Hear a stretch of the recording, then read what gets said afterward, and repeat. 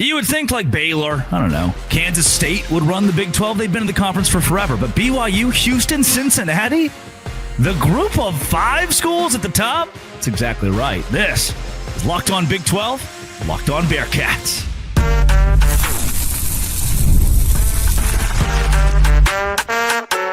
You are Locked On Big 12, your daily podcast on the Big 12 Conference. Part of the Locked On Podcast Network, your team every day. Happy Tuesday, everybody. Welcome to a crossover with Locked On Big 12, Locked On Bearcats. I'm Drake Toll from America's #1 Big 12 podcast, Locked On Big 12. And that's Jeff Carr of Locked On Bearcats. Thanks for making our shows your first listen every single day. We will pick it up with the new Big 12 teams are eating the old Big 12 teams alive. Eat the rich. Cincinnati being top 25. Houston, BYU in those categories walked into our trap and took over our trap, even against those Pac-12 editions. That's wild. Then Utah, completely the reason College Game Day is coming to the Big 12. At least that's what their fan base seems to think. Cincinnati has nothing to do with it. We need to address that. And then finally, the one that I have circled, I think the most consequential game for who's going to Arlington the rest of this year, BYU, Cincinnati. Because of tiebreakers, even if Cincinnati loses to Utah, it's still #1 in my book right now, even with BYU and Texas Tech being on the docket. That's the one that has all the tiebreaker written on it. If you hit subscribe, we get to keep our jobs. Jeff, what happened here? It seems as though Cincinnati, Houston, and BYU, the little schools that could, have walked into the conference and taken it over. Welcome to the American Plus. Stop. That's not going to go well for us nationally. Don't give the ESPN any ideas. But, I mean, there's a little bit of a brand here. Now, granted, it's more so basketball than football, but there's a brand that UC brought with them. I mean, for a while, they were Jordan brand back in the day, but at the same time, like, UC is a name of a team that people are like, okay, they're a little bit new here, but it feels like they're old. And that's because they have seen the success everywhere else. Talk about a conference that they used to be in the Big East, and then the American and everything in between. They've done it. It just took them a few years to kind of, buffer and get here, and a little bit of pressure on Scott Satterfield. And now here we go. The offense is scoring. The offensive line is pushing people around. And the defense does exactly what it needs to at the moment that it needs it the most. And that's all they got to do. Yeah, I said to somebody the other day, like, the Cincinnati, I am leaning more on their defense as a reason they're very good. And I get, you could look at the scores and be like, well, that's stupid. And I watched the Kansas game. I've seen Cincinnati give up a lot of points. I saw them give up a lot of points in that spurt against Baylor where things got super hairy. But Corleone and beyond, there are some NFL talent on the Cincinnati defense. And when it's put together and cohesive, it can be one of the top 3 or 5 defenses in the Big 12 to help you win a Big 12 championship. What I want to further understand, though, and I'm not saying there weren't NFL caliber players on Cincinnati or BYU 5 years ago. There certainly were, since he was a playoff team. How so quickly, though, did these smaller, quote, smaller schools walk into the Big 12 and utilize resources they hadn't even been given yet to build rosters that could compete with a school like Texas Tech or a Baylor or a Kansas State who have been in the Big 12 for decades? I think there's 2 reasons why Cincinnati's put themselves in this position, at least with the other teams. The first thing is continuity and coaching staff. I mean, the head coach, the offensive coordinator, defensive coordinator have been here together multiple years. You just don't see that in college football, no matter what conference you're talking about.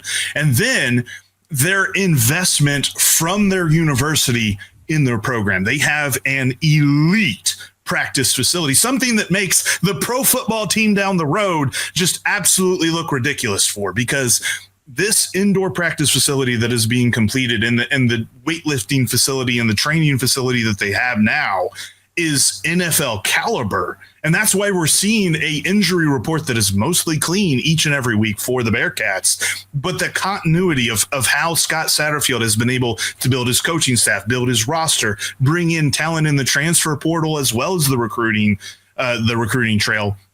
That's where everything kind of comes together. Like, as much as we blame Scott Satterfield for the lack of success the first couple of years in the Big 12, he is the reason that they're here now because he built this entire stable of talent.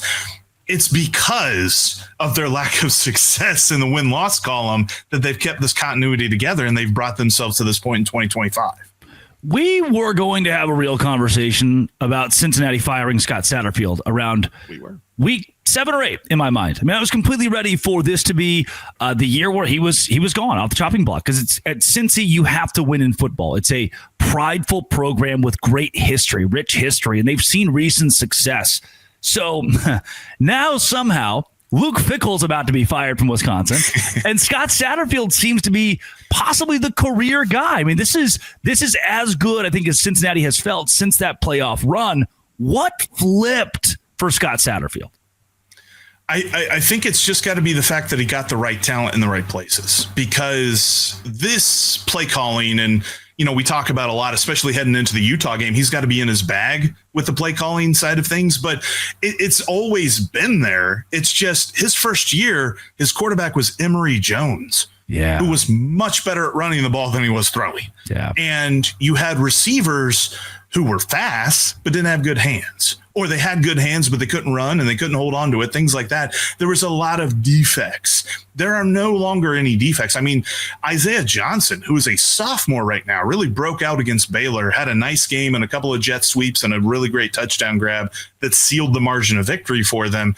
Even down to Isaiah Johnson, because Cyrus Allen's the guy you're going to key on. Jeff Caldwell's the guy that you're worried about over the top. And Joe Royer is the tight end in the middle that keeps it all together. But Isaiah Johnson can be this gadget guy and the speed guy. And then on the running back side of things, you got Evan Pryor, who can push it to the outside. You got Tawi Walker, who's running guys over and bodying them into the – I mean, Tyler Turner, sorry. I was trying to look up the guy's name from Baylor. Tyler Turner, I think, has just now picked himself up off the ground in Nippert Stadium because of how much he was pushed into the ground by Tawi Walker. So you've got all these different guys that whatever play Scott Satterfield calls, they've got a really good chance to make it a success. And they've got the bodies up front, and Gavin Gerhardt, Joe Cotton. You've got Taron Tayo. You've got DeAndre Buford. You've got a really experienced but also really talented offensive line that's really going to help everything succeed at the highest level.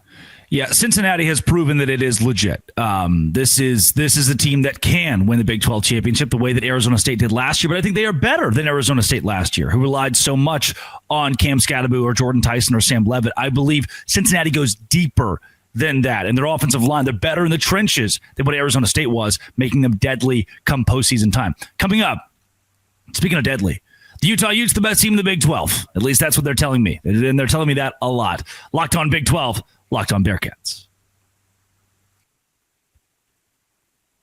Hey, today's show is brought to you by FanDuel. FanDuel is exactly where I went this weekend, and I saw BYU was plus 120 on the money line, meaning that if I took the BYU money line for $200, I could win plus 120, like $300. And that's exactly what I did at FanDuel.com. It was so simple and so easy. With college football here, FanDuel elevates the game every single time I turn it on. And the NBA being back, or the NHL being here, or the NFL being here. If you miss the start of a game or want to ride the hot hand, FanDuel has live bets on all of it. Plus, combine your live bets to a same-game parlay for a shot at bigger payouts. Right now, FanDuel is giving new customers $300 in bonus bets when your first $5 bet wins. Head to FanDuel.com to sign up and play your game with FanDuel, the official sports betting partner of the NBA. And remember, your first $5 bet, if it hits, $300 in bonus bets for those new customers. All of it and more at FanDuel.com.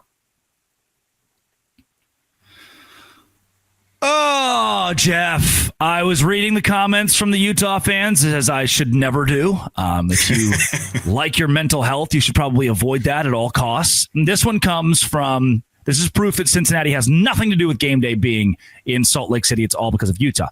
HD Ute says on Twitter, say what you want. Utah saved this conference. Utah has brought Big Noon to this state twice, and now college game day is coming. Big 12 relevancy rests on our shoulders. Suffice to say that Cincinnati is cooked in this game, and Utah is the only reason the Big 12 is getting any exposure. FanDuel kind of agrees. They've got the Bearcats at plus 7.5. Yeah, they do. It's true. Over a touchdown? Are you kidding me? Look, I don't say that I guarantee a victory, but I'm very confident that the Bearcats can beat Utah this weekend. Everybody else has. I mean, a lot of other teams have beaten Utah this year, so. And a super late kickoff. I mean, it's like 10:15 Eastern time that we're getting. My coffee intake is going to be really high this coming Saturday. It's going to be very interesting in the Carr household as we get ready to watch this game. But I think it's 80-20 that the Bearcats are the reasons why game day is heading to Salt Lake City this weekend, because they moved the kickoff for homecoming in Stillwater to 8 p.m. because the Bearcats were coming to town. Yeah. Homecoming against Baylor was moved to a 4:00 game. There have been so many noon kickoffs ever since the Bearcats have joined the Big 12 that it's hard for me to count those. But now they're good enough that they're moving everything around. And had the Bearcats not beat Baylor this past week, game day would have been heading to, their 15th appearance at an SEC school this year. So I firmly believe that the Bearcats are the majority of the reason. The draw. There's so many NFL players on this team. I mean, you mentioned on the defensive side of things, Dante Corleone. Absolutely, he's going to be a draft pick. Jake Golday might go higher. Number 11, the linebacker for the Bearcats. Like there's so many different talents on this team. I almost said ball club. I like ball club. Come on now. A ball club. There's so much talent here that people want this team in prime time. People want to talk about this team. Game day knows it, and that's why they're excited to go to Utah to talk about the Bearcats, because if the Bearcats beat Utah, there's a really good chance that game day's here in 2 weeks when BYU shows up, or 3 weeks when BYU shows up. Think about this, though. We could see this is because of the way the Big 12 schedule has cracked out, and it's one that – like, I feel bad for Cincinnati. You could have had your last 4 games against, say, Oklahoma State or a conglomerate of West Virginia or an Arizona or a Colorado. I mean, you could throw in a few Big 12 schools that I do think ultimately Cincinnati would roll over, steamroll, I should say. Whereas, like, same thing goes for BYU, and their last slate features at Texas Tech. That could be a top 15 matchup. Hello, College game day. And then that Cincinnati game on November 22nd at Cincinnati, that could be a top 10 matchup, a top 15 matchup. We're looking at BYU having College game day on the road 2 out of 3 weeks here, because the Big 12 could represent the best of college football with top 10, top 15 matchups. And we didn't have that last year. We didn't have that 2 years ago. Now this conference is in a position with 5 ranked teams to continue to bolster those. Am I crazy for saying that if Cincinnati wins, this helps the Big 12? I'm sorry, I'm going to ask you a question that expound a little bit here, which is bad journalism, but I'm not a journalist anyway. In saying that, people are like, oh, well, it hurts BYU. No, BYU can go now beat a top 10 Cincinnati team in a few weeks. Like, this is going to help. The better those rankings are for the Big 12, when a BYU or a Texas Tech or Cincinnati are still winning. Like, if BYU is number 7 and Cincinnati beats them as the number 11 team, that's going to help the Big 12 conference. We need the top 3 and 4 teams to win. Utah's not there right now. The rooting interest of the league would be Cincinnati here. Huge. And honestly, this takes me back to a point that you made a couple of weeks ago, where you're like, I want a Big 12 stalwart to be the top of this conference. I disagree. I think that this shows in the group of the group 4 teams that are running the conference right now, shows just how good the Big 12 should be considered in the national conversation. Yeah. Because everybody talks about the SEC from bottom to top. You could win a playoff game when you're looking at the bottom teams or the top teams or whatever. Now you can make that point about the Big 12 too, because we're seeing the deep, maybe not the bottom. I mean, West Virginia, Oklahoma State, they got a little bit of work to do to get to that point, but you've got a deep group of teams that you go, UC, BYU, Texas Tech, Utah, even some of the unranked teams right now in Iowa State and Kansas State. Like, those teams look like they could win an interconference battle for some sort of a playoff win. And when you see the success that teams like Cincinnati are having, you take the Big 12 even more seriously because of its depth and because of the level of competition that every single team can bring to the gridiron each and every Saturday. And I think that that's why these types of games are so important, and game day is recognizing that. Yeah, game day has not really recognized the Big 12 this year. I almost want to boycott it. Right? I was like, no one show up. Let's not do this. But I do think I've been to games at Rice Eccles Stadium. I've seen the Utah fandom. This is one of the best representations of what 2025 Big 12 football is. This is a very passionate fan base, and it's an opportunity for the college football scene to see, hey, there's a 2-loss Big 12 team. I mean, that's when ESPN hears the words, two-loss, Big 12 team, they hate that. But here's a representation of how the conference, even with the team that isn't leading the way, can showcase how strong our fan bases are, how strong our viewership can be with America watching.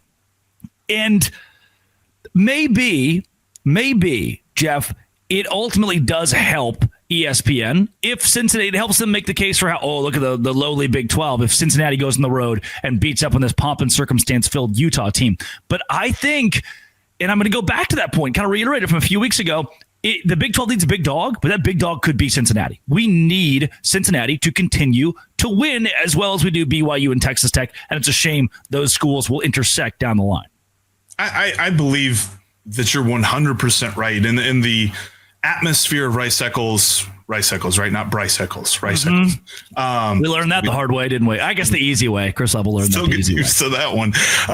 But the atmosphere there is electric. The atmosphere at Nippert Stadium is electric. And the more that we continue to see national exposure for the Bearcats, they're going to realize, and especially if like either the Arizona game or the BYU game gets to be a primetime kickoff, Nip at night is an experience like none other. And I love everything about the fact that we're getting this national attention on the Bearcats because they absolutely deserve it. And there's also the little bit of side thing of, hey, Taylor Swift might show up, you just never know.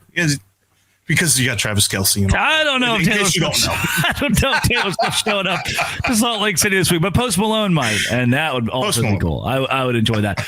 Coming up, I think I've circled the game of the year in the Big 12, and it's not happening for a few weeks, but it could also host College Game Day in Cincinnati against the BYU Cougars. This is Locked On Big 12 and Locked On Bearcats.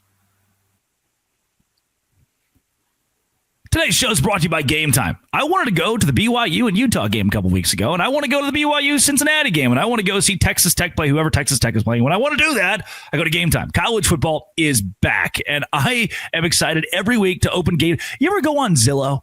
You just scroll. It's my favorite social media. I'm that way with GameTime. Like, there's a Jacksonville Jaguars game 2 hours from me. Interesting. I can get tickets for $13. Like that. I love just scrolling GameTime. Pull it up, couple tabs, see amazing deals. Talking about college football for as low as $25.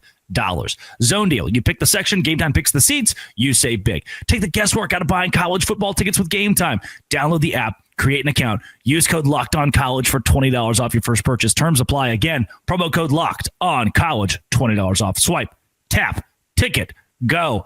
Download GameTime. Do it today. I've found it. This is the most important game, I think, the rest of the year in the Big 12.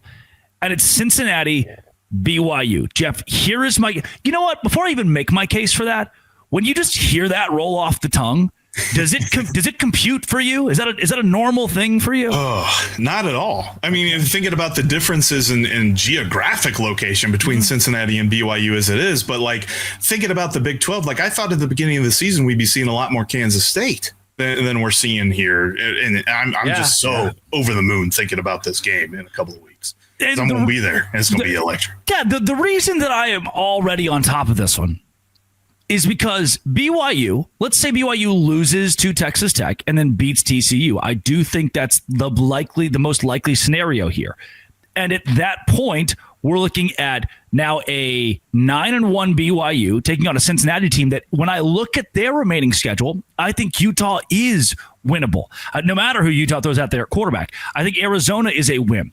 At that point, we're seeing a couple of one-loss teams, but an undefeated Cincinnati in Big 12 play. You win that game, you clinch your spot into Arlington. For BYU, if they win that game, considering they're going to win their last game against UCF, they effectively clinch their spot in Arlington. To me, I think we're looking at that BYU-Cincinnati game, even if Cincinnati loses to Utah, even if BYU loses to Texas Tech, the winner of that game, I think, is going to play for the Big 12 championship. I agree 100% because you're also looking at what Houston can do up until that point as well. And are they going to keep pace with these two teams? If BYU is able to beat Texas Tech in their next matchup, like Texas Tech's going to be on the ropes as far as a team that we thought was one of the 5 best teams in college football, even as soon as 2 weeks ago. Now we're talking about them not even going to Dallas. Yeah. And that's going to be an interesting conversation as well. But I'm with you. Like, UC BYU might be the deciders who goes to the championship, but is it a championship preview in and of itself? Like, could this be a case where even the loser is still packing her bags and heading to Texas in a month or so? So I'm very intrigued. As a little over a month, time's a construct. Anyway, I really think that this sort of talent is so surprising to see from an easier, like people thought Kansas State, Texas Tech at the beginning of the year, UC BYU. How about it?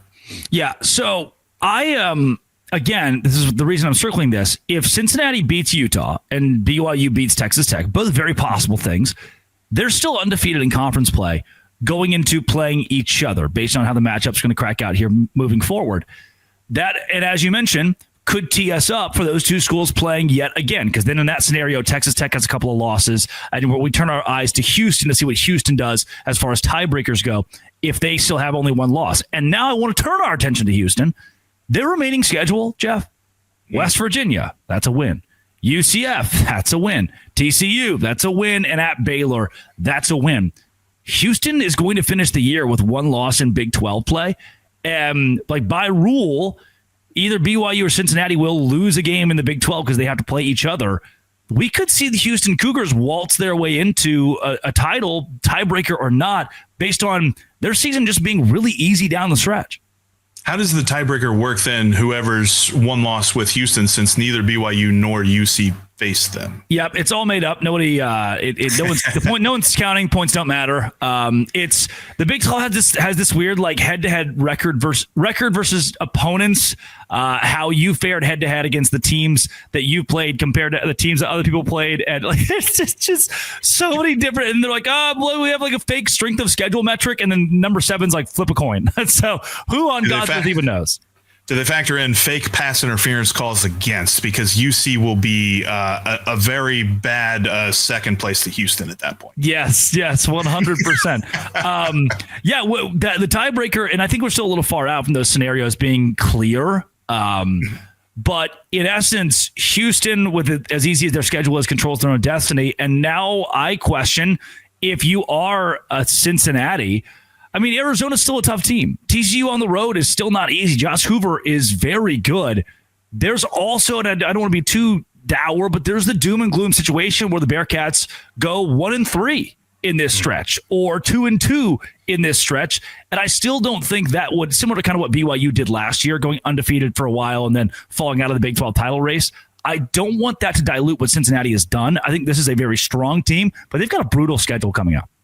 Oh, 100%. And we've changed because, I mean, I remember my first episode with Locked On Bearcats, I mentioned that Scott Satterfield should be on the hot seat. Yeah. And that heated seat has turned into an air-cooled seat right now because of how well he has coached this team. And I don't think that changes if they go 1-3. But that's also the reason that it feels like every single week it's respect needs to be earned. It's not been given to the Bearcats because this respect was not expected. Like you mentioned, we were talking about the possibility of, the Bearcats looking for a new coach mid-season had things gone a completely different way. And so now we're to this point that the Bearcats have played so well that it feels like they deserve some measure of respect, but the national media and everybody else watching, and quite frankly, the Big 12 at large is probably still like, okay, let's see what they do against Utah. Okay, well, now they face Arizona. They got to beat them. All right, now it's obvious you can't lose to BYU and keep getting respect.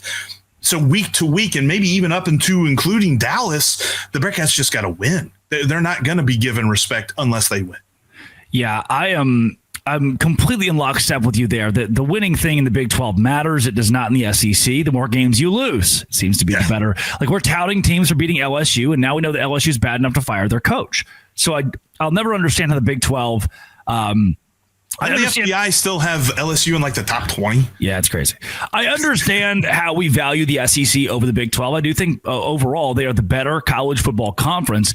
It's a matter of how dramatic they try to make the gap and how overinflated that gap has become between a league like the Big 12, who relied on Arizona State last year, who was a false penalty, no call away from beating Texas in the college football playoff. And I'll be salty about that for the rest of my life. Cincinnati, I want to go a little bit deeper in these last 4 games by going back a bit. The Bearcats haven't seen a stretch like what they're about to get. You could say that Kansas on the road and Iowa State back-to-back is kind of the toughest. The fact the Bearcats have gotten UCF, Oklahoma State, Baylor all in consecutive weeks, that gives me a lot of confidence that they've beaten the teams they're supposed to. They haven't played down to their competition. They've won the games they're supposed to. My question is, can those games prepare you for what's about to come?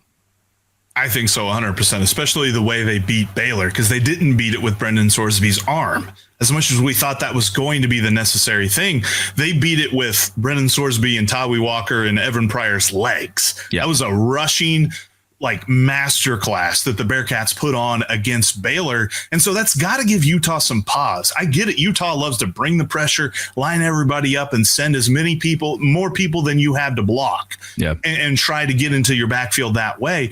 But the Bearcats were able to both do a 2D run thing where they run over some guys and then do this 3D RPO, fake the handoff to the back, give it to the wide receiver type deal that I think that Utah's got to be at least thinking about in the back of their minds. They're not going to be able to line up and just go straight at UC, who, oh, by the way, has the Big 12's offensive line of the week for 3 weeks so far this year.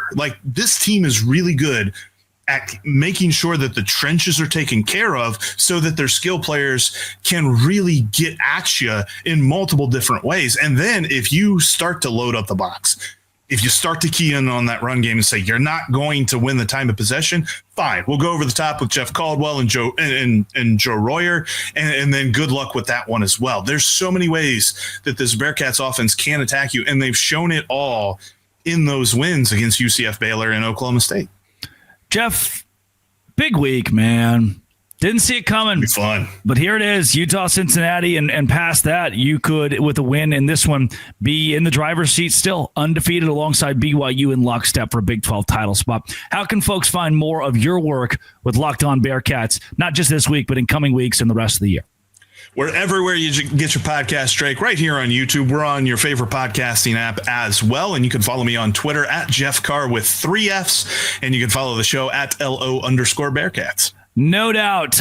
Tomorrow, I'll be talking a lot more about the Big 12, actually, on this show. So you won't want to miss that.